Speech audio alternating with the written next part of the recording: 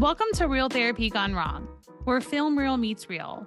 We are Lyndsey Murray and Brandie Sellers, two sex therapists who point out the difference between Hollywood therapy and real life therapy. This show does not constitute a therapeutic relationship. Today's movie is Analyze This, which can be viewed on Apple TV or Prime Video. Brandie is going to recap the movie, and we will chime in as we go to comment on the therapy and other mental health issues. So, Brandie, take it away. Okay, let's get into it. Analyze This came out in March of 1999, and it's basically a movie about a mafia boss seeing a shrink.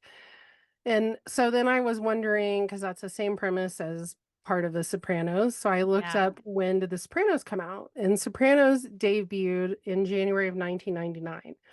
So they basically are around the same time. And actually, if you Google Analyze This and Sopranos, you'll find lots of talk about them and the overlay.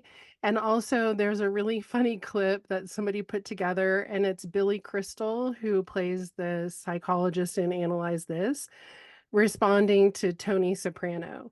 And it's a really funny, like, 2-minute YouTube.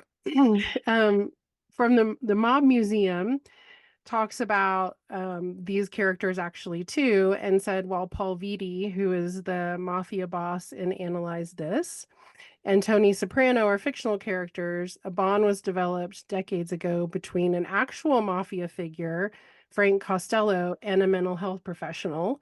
So it's interesting that Interesting. this actually did occur in real life. So Costello, who was a mobster and New York City political fixer, became good friends with a psychiatrist, Dr. Richard Hoffman. So I thought that was really interesting. Analyze This was directed by Harold Ramis of Ghostbuster fame, but he's also directed a ton of TV shows and movies. So he directed 4 episodes of The Office. According to Rotten Tomatoes, he directed and or co-starred or wrote in some of the most profitable films of the 70s to 90s, including Animal House, Caddyshack, Stripes, Vacation, and Groundhog Day. Amazing. Background, yeah. Yeah. Analyze This stars Robert De Niro as Paul Vitti, Billy Crystal as Dr. Ben Sobel, who is a psychologist, Lisa Kudrow as Dr. Sobel's fiance, then wife, Laura, and Chaz Palminteri as Vitti's nemesis, Primo. Another fun fact, Robert De Niro felt that he wanted the movie to be authentic, so he and Harold Ramis would drive around Little Italy in New York City looking for real people to cast in some of these, like, minor roles. Oh, cool. I didn't know that. That's awesome. Yeah. Overall, Analyze This is a comedy about a mafia boss having a nervous breakdown, largely over his relationship with his father and his job. So in that way, it's like The Sopranos, except Tony was what his thing was his mother, right? But that is where I really felt like the similarities end, because Analyze This is for sure a comedy, since it has Billy Crystal. We kind of knew that. So the opening scene is a mafia meeting from 1957, which was supposed to be about how the families could work together, the mob families, but it gets busted by the FBI before anything happens. And then we flash forward to present time when Vitti and his best friend are discussing a meeting of the families from all over to see how they can stay alive. And on the way out, Vitti goes back into the restaurant for a toothpick, and his friend gets killed in this rain of gunfire. In the next scene is when we meet Dr. Sobel, played by Billy Crystal. He's in his office, and Molly Shannon is playing a client. And she's in his office crying and just blathering on. And he has this fantasy about telling her to stop whining and get a fucking life, which is so funny. I don't often think that with my clients, but it made me think of a Bob Newhart episode where he actually does yell at a client. Lyndsey might not remember Bob Newhart because she's a baby, but for those of you that are old like me, you might remember that episode. But next we see Sobel in the car with his kid in traffic, and he Oh, rear wait, ends. What? real quick. I want to go back just really quick to that scene with Molly Shannon playing the patient. There's a part in that scene that made me audibly laugh so hard. And because like he's about to go, Billy Crystal, or the psychologist, is about to go on vacation. And so she's like she's like going on and on about how her ex Steve broke up with her. And so he wraps up the session. It's like that. It's like his imagination of what he wants to say to her. And then reality sets in and he's like kind and trying to be compassionate. And he wraps up the session and he says something like, I'll be out on vacation. So I'll see you after that. And she goes, "You're just like Steve. You're just here to abandon me and like leave me alone." And he goes, "That's not true. I said I'd see you after vacation, whereas Steve doesn't want to see you at all." And he has this look of like, that was the stupidest shit to say to her. Which is, I've never said something like that to a client, but like I feel like all therapists have their moment where you say something and you immediately are kind of like, I don't know if that was the right thing to say. Yes. But oh my God, it made me laugh so hard. So I had to mention that part. So next we see Sobel, the psychologist, in the car with his kid in traffic, and he rear ends a black car, and the trunk of the car pops up, and there is a man flailing in the trunk, and it's portrayed like just very a little like over the top comedy. But Sobel doesn't see it. He gets out of the car to offer his insurance information to the people that he hit. And this is where we meet Jelly, who is played by Joe Vitarelli, who is like the main employee of Vitti that we see in the movie. He's sort of like the person who gets things for Vitti, gets people for Vitti, and just kind of handles things. So he tells Sobel not to worry about it, and Sobel gives him his card in case they change their mind and want to file on insurance. Meanwhile, Vitti's other employee is duct taping the trunk closed with the guy inside so that they can keep driving down the road. So then we see Sobel and his son at Sobel's parents, where his dad, who is a psychiatrist, has written a book and is having a book party. And like the mayor is there and the dad's playing the piano. And it's like this very fancy party. And his dad is portrayed as a complete egomaniac. And we find out that his parents are not coming to Sobel's wedding. So Sobel's engaged. He's getting married in a week, and his parents can't come because of because of the book tour.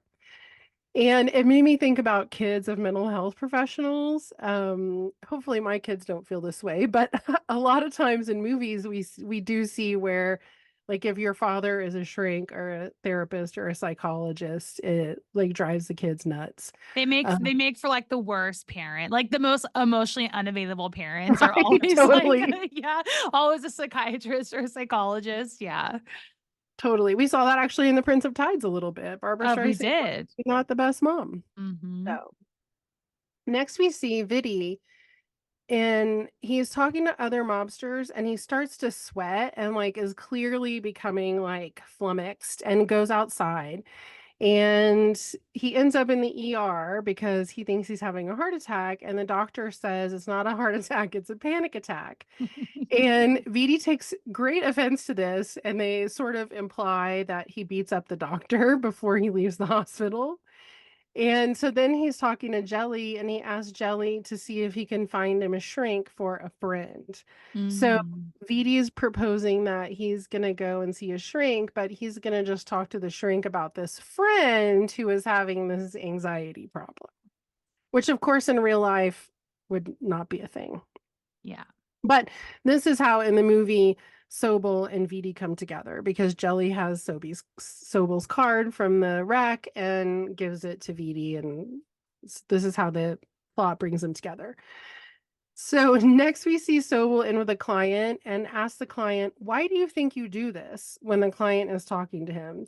And I really hate that question, because if people knew why they did things, they probably wouldn't come to see us all the time. Yeah. And also, it's a really confronting question. Like, I remember in grad school, it was the one question we were told not to ask. Why do you think you do that? Because if you think about it, like we ask kids that, why did you do that? Like, fuck, I don't know. I just did, Yeah. Yeah. right? Yeah. So, not the super best therapy question. But what happens next is really not good therapy, because Vitti interrupts the session and they basically kick the guy out that Dr. Sobel was seeing. And Vitti says to Sobel, "Do you know me?" And Sobel says, "Yes." And Vitti says, "No, you don't." And so then they kind of banter back and forth. And Vitti says he has a friend who is having these problems. And Sobel eventually says, I don't think you have a friend. I think it's you, and that you had a panic attack.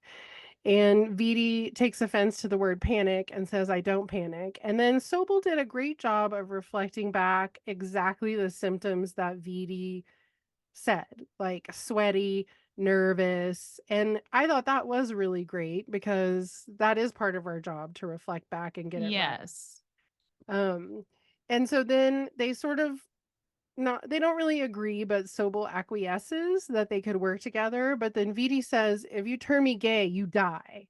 Only he doesn't use the word gay, he uses an F slur. But Yeah. um he is very concerned that therapy is gonna make him gay.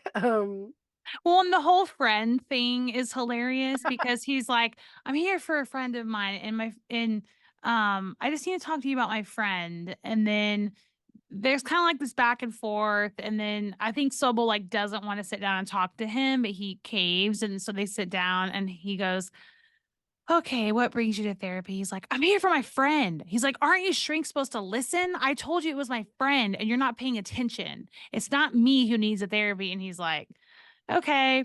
And then it's so hilarious because Vitti goes through his whole talk and then Sobel says, I'm gonna like take a guess and I think your friend is you. And he goes, you.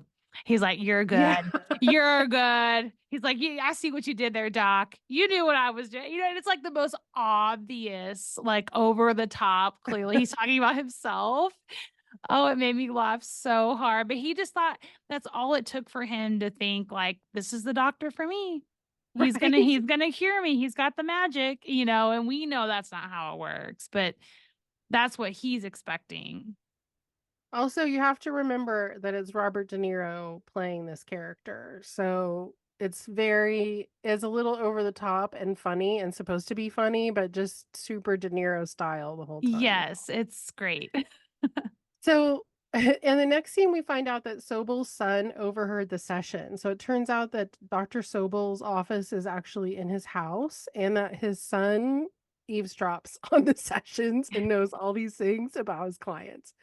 And at the time, because I had not seen this movie in 1999 when it came out, and so didn't know how it was going to turn out, but I was very concerned about the confidentiality aspect. But it soon becomes evident that we viewers really don't need to worry about confidentiality or any really therapy rules at all after this point. No.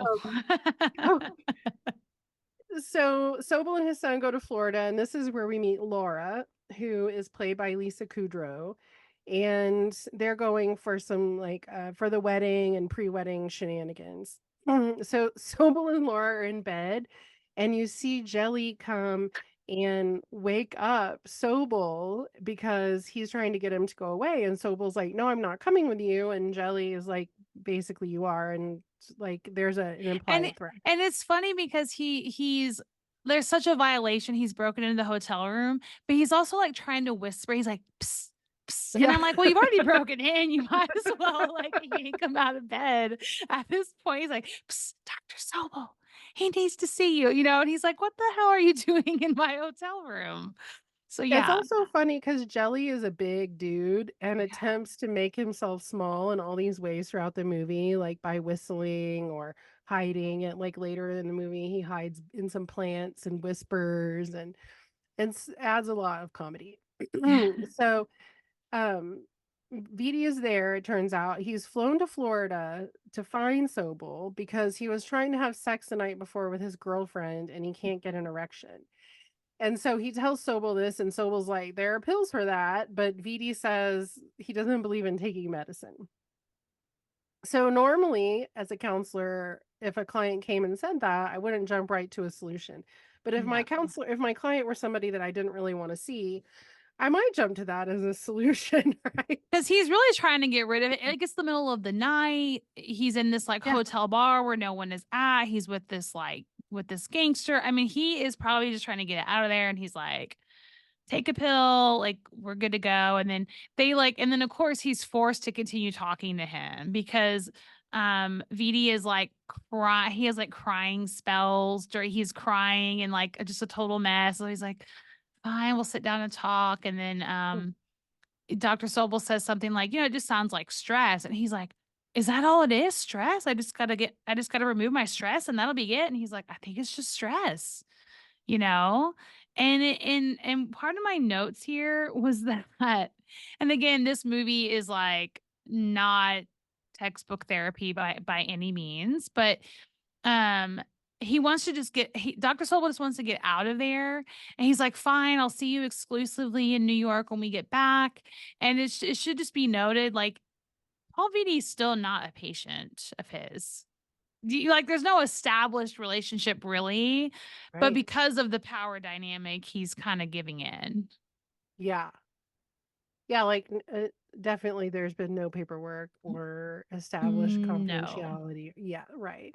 Also, and the whole time the scene is happening and Vidi's like crying, and there are women swimming in the background in this aquarium tank wearing like bikinis. And at the end, before Sobel leaves, Vidi's like, "You want one of them?" and is like trying to pay him in that way. One of these women. So the next scene is with Sobel and his son and Laura at the Miami Seaquarium, which really dated the movie for me too because of the whole like killer whale debacle. And I don't know if you watch any of those documentaries that came around, About like but how it's like unethical to, yeah, yeah, like yeah. SeaWorld and all of that. Yeah. Yeah, so then I was wondering if the Seaquarium is even still open because they stopped being able to trap killer whales. So I Googled the Seaquarium, and it turns out the Seaquarium has been open since 1955, and it was ordered to close on April 21st of this year. At least 120 dolphins and whales have died in captivity at the Seaquarium, Oh, but the Seaquarium has remained open despite the order. So who knows what will happen with the Seaquarium, but interesting. yeah, thought that was interesting. So back to Sobel. Jelly goes to get him at the Seaquarium, and Sobel attempts to have a boundary and say, like, I'm here with my family, leave me alone. So Jelly throws him in the shark tank. So Sobel and Vitti end up having a somewhat of a session. And Sobel says, tell me about your dad. And so Vitti tells a story about how his dad died of a heart attack when he was 12, but that they weren't really on good terms, and he wasn't even sad that his dad died. And Sobel says something about the Oedipal complex, which is the idea that sons want to kill their fathers or want their fathers dead so that they can have their mothers. But the symbolism of that is definitely lost on Vitti. He Yes. takes great offense. Have you seen my mother? It's really funny. Um, Later, Vitti interrupts the rehearsal dinner to ask about a dream that he had. And this is something that comes up a ton of times in session. People always want to know what their dreams mean. Mhm. And different theories of counseling have different ideas about dreams. There isn't really a universally agreed upon dream analysis. Do you feel like dreams come up a lot in your sessions? They do. Yeah. And people always kind of look to you as a therapist to be like, well, what does it mean? And I think the answer I usually give is there's really no way to tell what it means. I mean, because dreams are so random. I mean, a dream could happen because you saw a scary movie right before you went to bed, or if you're really stressed, maybe the stress is coming out in a dream. But I don't really get too deep into like dream analysis. I kind of just bring it back more into like what's happening in their life. Like, if that dream means anything, it's probably more related to whatever they're experiencing in real time. You know what I mean? That's usually how I approach that. Yeah, I usually ask people what they think it means, and Yeah. sometimes it doesn't mean anything. I think a lot of times it doesn't mean anything. No, I think so. I Yes. don't think it does either. And you can't catalog something that's coming from your unconscious, really. It's like Mm. you can't really research that and come up with a universal. If you dream your teeth are falling out, it definitely means this. Well, and that's the question of what do you think it means, like to ask to clients. That's an example of a really good question. And one that I Yeah. try to use more. I know I have a tendency to like help them figure it out, but they have the ability to figure it out themselves if there's really something there. So it's nice as a therapist to remember that if they're like, Lyndsey, what do you think this means? I can kind of put it back on them. Like, well, what do you think it means? How did you interpret it? Because they have an opinion, they have a thought on it that they may just need to talk out. There was actually an Ologies episode, I think it was Ologies, about dream analysis, and she interviewed a professor who this is his expertise. And what he actually said is that there's no universal meaning. But I'll look that up and we can put it in the show notes if you want to listen to that podcast about it. And also, Definitely. there's a website the professor has that people just like report in, here's what I dreamed about, and here's the meaning I make of it. It's really interesting. Yeah. So then the next day, we're at the wedding, and Primo's guys try to kill Vitti. And in the fray of that, Jelly throws one of Primo's guys off the balcony, and the guy falls behind the wedding scene with the wedding party, like during the Mhm. vows. So then there's a confrontation with Vitti and Sobels, and Sobels has Vitti call Primo to express his feelings. So this is a really funny scene because it's Robert De Niro and Chaz Palminteri having this phone conversation, and De Niro is trying to use a little bit of therapy language and talk about his feelings and talk about closure. But then he gets frustrated and starts screaming that he's just going to cut Primo's balls off and shove him up his ass. And then It he hangs gets up the phone. violent And so quick. Yeah. yeah, totally.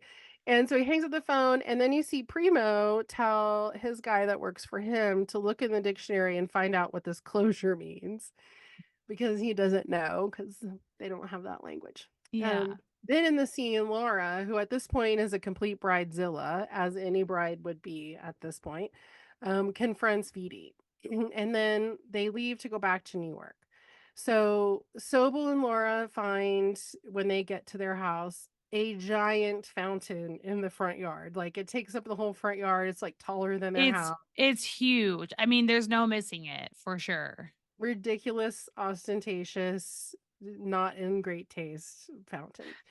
And then that made me think about LPCs and gifts. So in Texas, Mhm. LPCs cannot accept a gift that is valued at more than $50. Mhm. And I think Colorado is the same value, and different licensures have different rules about receiving gifts. But and that's really due to like the power dynamic that's at play because we're seen as the experts, and so we would have power over in a like power dynamic. And I'm sure in the past there have been clients who have been taken advantage of by mental health Yeah. professionals, and that's how we have these rules. Even the $50 limit, I'm still like even uncomfortable with that. Like I think if a client brought like homemade cookies or some like I don't know, there's things that I think would be okay, but if I knew a client spent $50 on me, even that would make me uncomfortable. Yeah. It would. Yeah, I agree. I don't see clients in person, so this is not usually an issue for me. But when I did, sometimes they would bring me a Starbucks or something, and even that felt just weird. It Um, does feel weird. Like yeah, I don't wanna I don't know, it crosses over into that territory of, like, I would get you Starbucks on my way to your house. You know what I mean? Like a friend thing right. that you would do, and so I never wanna cross that line. So, yeah, the Yeah, $50 limit is, like, very generous. yeah. Mhm. If you want a really terrible and also entertaining story about this, The Shrink Next Door is a great podcast that tells a completely true and bizarre story of this dynamic gone like very, very wrong. So that's a great Ooh, The podcast. Shrink Podcast. Next Door. I'm gonna have to Yeah, and listen to it's a that. series. I think there are like 6 or 7 episodes. And actually the guy, the shrink, I do think ended up getting in trouble, but super fascinating. So anyway, Solo and Laura go in after ogling over the fountain, and the FBI is in their house. So they know about Vitti. They want to know if Sobels is like in cahoots with Vitti. They want him to wear a wire. And at first, Sobel says no. But then they come back to him and they have a doctored recording of Vitti that they made it sound like Vitti was threatening to kill him. Mm-hmm. So Sobel agrees to wear a wire and go to see Vitti. And they're at a restaurant and Vitti suspects the wire. So Oh, he's like, also important to note, just real fast, this is why I would hope he had paperwork, like identifying that this is a client of his. Because right, imagine, like, if this is a real life scenario and they're like, "Are you in cahoots with him?" He can't just say like, "No, he's a patient," and then have like no paperwork to back that up. And again, this movie is ridiculous, so it doesn't like really matter. But in real life, I would hope he covered his ass to show that I'm not in the mafia. I'm just his therapist. well, and even if he had the paperwork, like our limits to confidentiality, we have to disclose if someone threatens to hurt someone else or Hmm. themselves, or if someone has hurt an elderly person or a child or a disabled person, or we get Yeah. subpoenaed by a judge. But we don't have to disclose if someone commits a murder. Like that, actually, we No. can't. We're bound to not do that. Yeah. So, I mean, we would be good friends, I guess, for mafia people or good people for mafia people because they could tell us whatever they did and We we wouldn't. hold we hold their secret. Yeah, you're right. The FBI could Yeah, come to your house and they could be like, "How do you know so and so?" We wouldn't have to disclose who our right. clients are. Yeah, are part of our ethical code. As long as these mafia people haven't killed an old person, a disabled person, or a kid, then they're good.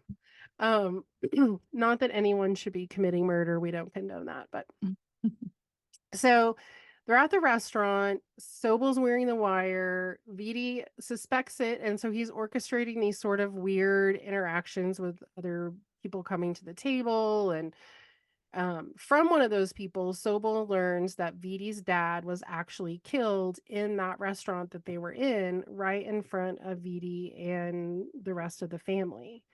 And so when he hears that, Sobel goes to the bathroom and rips off the wire and comes back to the table and asks Vitti about his dad getting killed. Then Vitti rips open Sobel's shirt and sees no wire. But even though he's not wearing a wire, they take Sobel to someplace on the water, and Jelly's there, and one of Vitti's other guys, and Vitti and Sobel. And so Vitti is holding a gun to Sobel and is we going to kill him. And Sobel just starts asking Vitti about his dad, and then Vitti ends up crying like a baby, and he's in like the fetal position on the ground. Hmm. And Sobel is trying to console him, and then two of Primo's guys come, and they try to kill Vitti.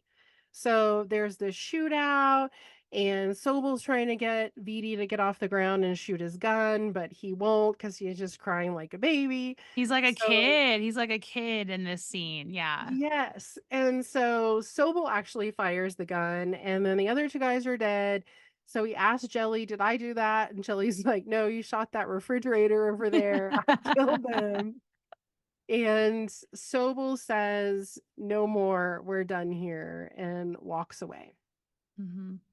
So the next scene is back at Sobel's office, and he's seeing a couple, and he looks so bored. Like, I think this mob guy has ruined him Oh, because because he went from exciting chaos shootout, like hot mess to like this pretty boring couple. yeah, except the wife is saying that the husband wants her to call him a bucking bronco during sex and like wants this horseplay, which is a kink, by the way, and we don't kink shame on this show. And Sobel says that she should do what he wants because life is short and they should have fun and probably smoke some joints. So Which he is is it's his worst. I shouldn't say worst because there's a ton of like ethical violations in this whole movie. But I mean, what terrible advice to get. I would, as a couples therapist, you will never hear me just blatantly tell one partner, you should just do whatever your partner wants, and that'll be great. Like, right. And no. also get high. Yeah. Yeah, and it'll be fine. Although I have told clients to have some fun, and I almost always ask my clients how they're getting pleasure in their lives. I try to end every session with a question around that. So I do think that part is valuable. Oh, of Um, course. Of course. so then we see a second attempt at a Sobel wedding, and it's at the Waldorf Astoria, which does beg the question, how is he getting all this money? I don't know how all of these, I know real life counselors are not as loaded as these movie TV counselors are. No.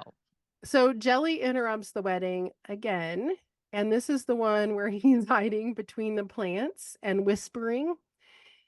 And so basically, they force Sobel to come with them, and they're going to make him go to this big mafia meeting as consigliere for Vitti because Vitti is crying and cannot go.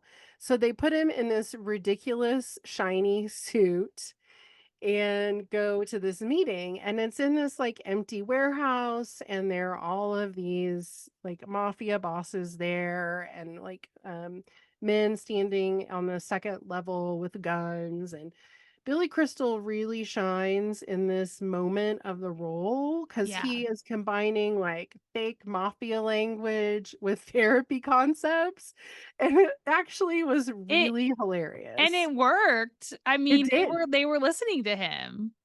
And he And slaps Jelly, like, at yeah, one point, like, to make it sound real, like, "Jelly, don't ever talk over me," and he just slaps him in the face, and even Jelly's like, "Oh, fuck. I better listen to this guy."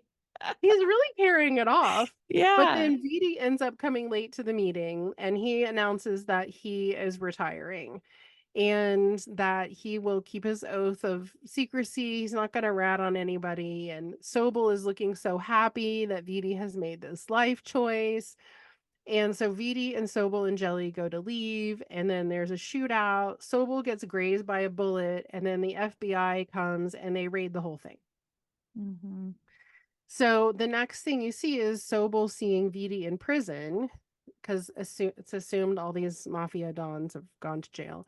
And Vitti asks if they can keep working together. He says that Sobel cured him, and Sobel says that Vitti had a corrective emotional experience. I wrote that down in my notes because I don't think I've ever said that before. I don't think I have either. It's a little technical. And then in the final scene, you see Laura and Sobel dancing on the porch, and you hear Tony Bennett in the background, and you think, oh, it's really sweet. And then they kind of pan out, and it's literally Tony Bennett with a small band on their lawn, and he was there as a favor to Vitti, and that's where the movie ends. And they kept the fountain. And they keep I the don't know how fountain. you could get rid of it. I mean, honestly, it's so big, but the fountain is there as they're dancing away in their yard. So, yeah. Also, they must not have an HOA because that shit would not Oh, fly. if they did have an HOA, they'd be getting a letter for sure of a deadline to remove the fountain. Um, yeah, I thought that that Sobel was actually a good therapist. I mean, he had his moments where he did ask good questions. He was really good at kind of reflecting back, and he had moments where he's kind of reading between the lines. Like he definitely had good skills. Something I thought of with Paul Vitti's character is like the narcissism that would come out in these therapy. I don't even want to call them like sessions, but for lack of a better term, sessions. Narcissism just meaning like for a lot of the movie, he is putting all the responsibility on the therapist. Like after they meet and after he like basically breaks into Sobel's office and they talk for 2 seconds. The next time we see him, they're in the hotel and Paul Vitti's like, "You're a hack. The stuff you gave me didn't work. I'm still fucked up." Right. It's like this, like you didn't.